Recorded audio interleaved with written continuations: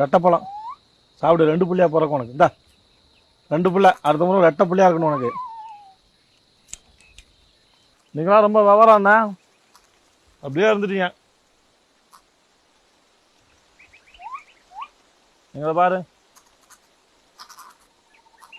மனுஷ பல்ல மறிச்சு போடுறோம்.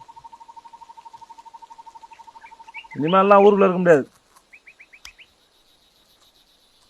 என்ன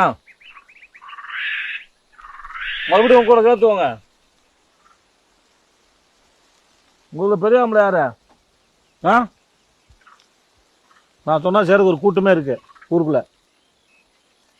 சொல்லுங்க, வந்து சேர்ந்துடும்.